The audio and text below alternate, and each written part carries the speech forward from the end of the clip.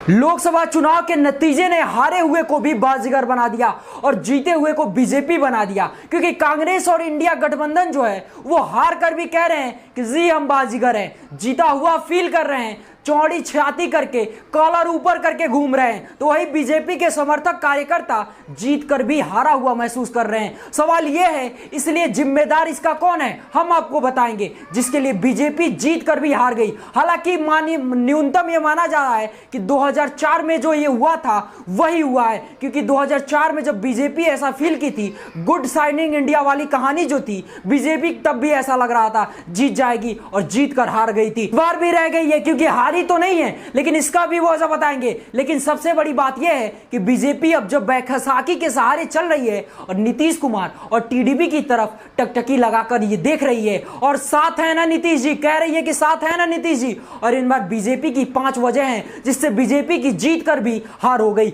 सबसे पहली वजह बीजेपी की ओवर कॉन्फिडेंस। बीजेपी की हार की सबसे बड़ी वजह थी ओवर कॉन्फिडेंस। वो मानकर चल रहे थे कि 400 के पार है, ऐसा लगा कि आखिरी बार 400 का पार नारा बैकफायर करते हैं। और राम मंदिर के बाद जो माहौल बना था, मोदी सरकार को लगा कि शायद जनता में कोई नाराजगी नहीं है, और अति विश्वास हो गया था और अति विश्वास का शिकार हो गई। और इसी वजह से उनको झटका लगा। यह आलम तब था जब बीजेपी मध्य प्रदेश, उड़ीसा, तेलंगाना, आंध्र प्रदेश में शानदार प्रदर्शन कर रही थी, यहां तक कि भी केरल में भी खाता खोल के आई। लेकिन इसके बावजूद यूपी, राजस्थान, हरियाणा, पश्चिम बंगाल में झटका लगा, और इसी वजह से अब की बार 400 के पार के नारे में उनकी सीटें काफी घट गई। एग्जिट पोल के साथ साथ बीजेपी को एक बड़ा झटका यहां पर लगा। बीजेपी मानकर चल रही थी कि सबके लिए कुछ ना कुछ उन्होंने दिया है, लेकिन इसके बावजूद कहानी जो है शायद उनको फेवर में नहीं आया। और इसके पीछे वजह उनका कॉन्फिडेंस था, उनकी नेताओं का गुरूर था, अभिमान था, और जो ओवर कॉन्फिडेंस जिसका जिक्र हम बार बार कर रहे हैं, जिसके चलते शायद जमीन पर उतनी मेहनत नहीं हुई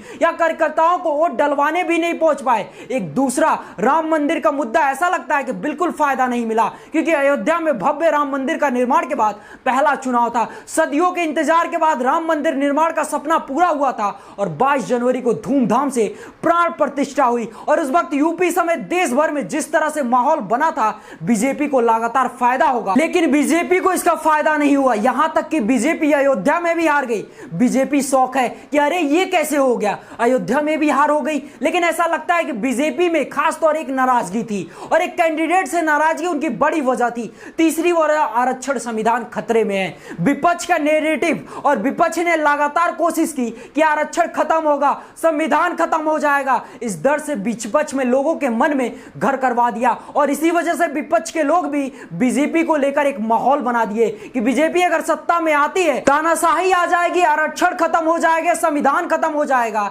बीजेपी इसीलिए 400 प्लस सीटें जीतना चाहती है, ताकि संविधान को बदल सके, आरक्षण को खत्म कर सके। अखिलेश, राहुल या तमाम सोशल मीडिया पर जो लोग थे वो बार बार ये कहते रहे कि 400 पार मतलब संविधान को thank you so much, tata goodbye. ऐसा लगता है कि नैरेटिव बेसिक बीजेपी निकल कर लाई, और हार की एक बड़ी वजह जो बन गई, जो बनी इसके बाद अग्निवीर वाली जो स्कीम थी, और पेपर लीक में युवाओं की नाराजगी। बीजेपी के प्रदर्शन में गिरावट की एक बड़ा वजह थी, यूपी में युवाओं की नाराजगी थी।